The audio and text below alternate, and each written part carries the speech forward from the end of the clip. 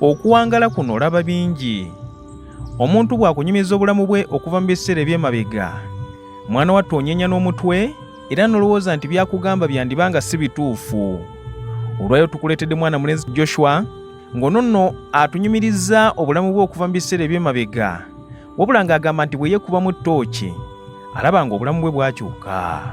Okusinziira ku ki kye nnali n'abandaba obudde buno, mazima gali nti nkyuse nnyo n'okusinga kye baali basuubira nze ng'omuntu. Abasinga baali bamanyi sirikyuka kubanga nalina eddalu lingi.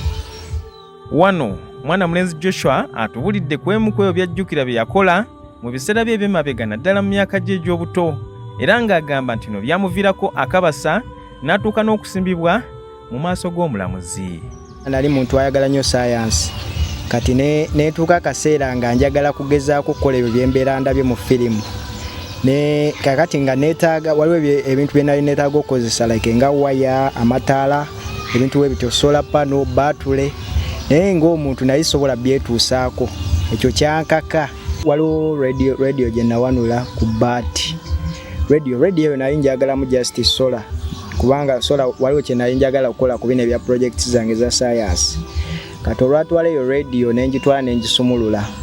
Kati olwagisumulula nannyini waayo yali andabye, yandeetera buleetezi poliisi, kubanga poliisi yaggulayo bati oluggi. Nali waliwo bye nkyakikiitana nga mbivuddeko radio maze ogisumulula eri wali.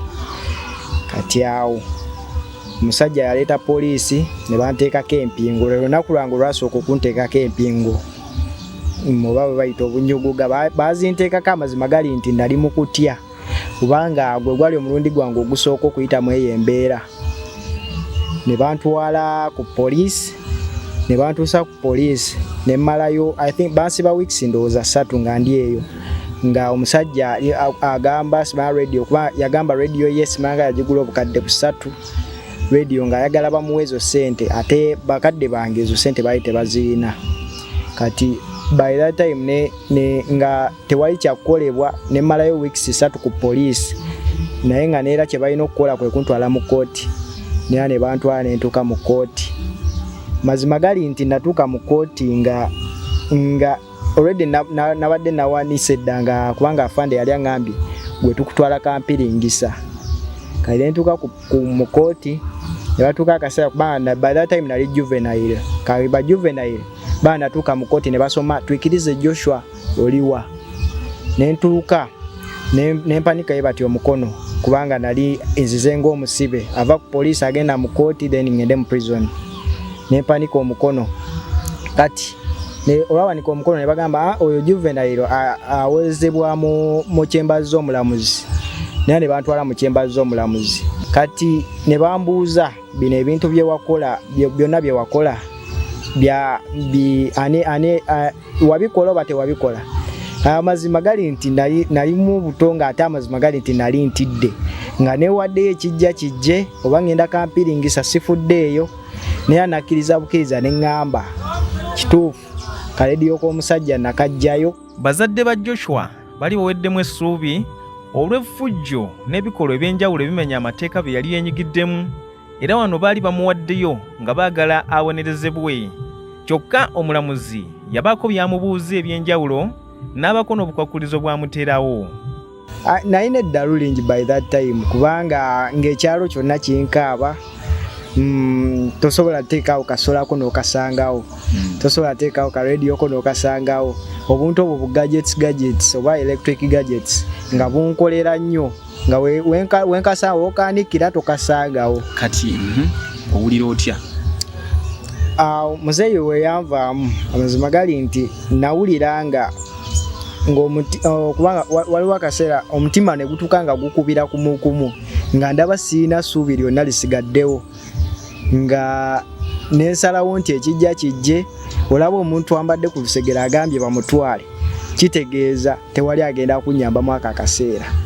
Naye kye nali nnina okukola kwe kukakkana, naye nawunzika buwunzisi mutwe ew'omulamuzi ne ŋŋamba kaweddemu.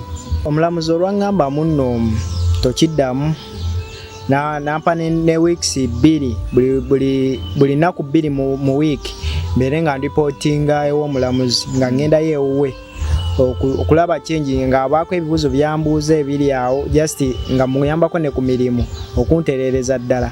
Ng'avudde ew'omulamuzi okukomawo mu kitundu mwawangaalira yalaba ng'obulamu bwa njawulo era nga buli muntu amulaba mu kifaananyi eky'enjawulo, bangi baabaako bye bamuyitamu naddala nga basinziira ku ngeri gye yaboyebwamu okutwalibwa ew'omulamuzi.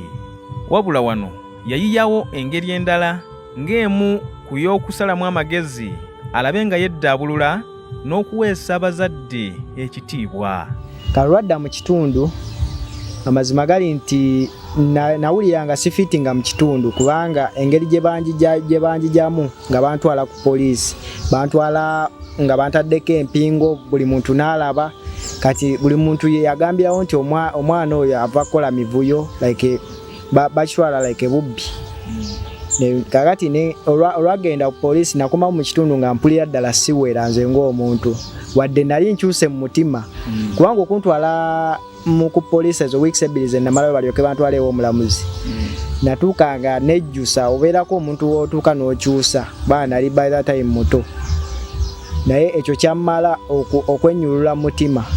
Kati we banjijja ew'omulamuzi nali mu senior 1 by that time. Senior 1 nga mwe nakolera egyo emivuyo. Kati nendaba nga nina okukyusa ku bulamu, nina okuvaako mu kitundu ngendeko ewalala. Ansa yali wa ssenga wange Jjinja kubanga yali ayagala omuntu amuyambako ku mirimu nga by that time yali aŋŋambye munagenda nakumpeerera. Nengenda Jjinja nensoma kuva senior 2 mpaka senior 4. Then olwakomawo ku kitundu mazima baali balaba omuntu akyuse kubanga giri emize gyonna gyali gyanvaamu paka okutuuka kati nti maliriza ne 6 nga ndi muntu akyuse okusinziira ku ebyo bye nali nkola emabega. Buli muntu bw'atandika okunyumiza olugendo lw'obulamu bwe onyeenya omutwe ng'embuzi etenda enkuba niweebaza ne Katonda. Era kyova olaba nga musajja mukulu ono bw'atubulidde olugendo mu bulamu bwe bingi by'owulira n'olowooza nti yandiba nga atusigira busigizi kifaananyi naye nga tebyaliyo. So n'olwekyo bwekubamu ttooki naawe osobola okulaba nti kituufu omwami ono byannyonnyodde byaliyo kasoola bagy'ovudde n'okutuusa w'oli olwaleero. Nze Brian Pascal Sekitto, muzzukulu wa Bengeye, PBS TV, ensi n'ebyayo.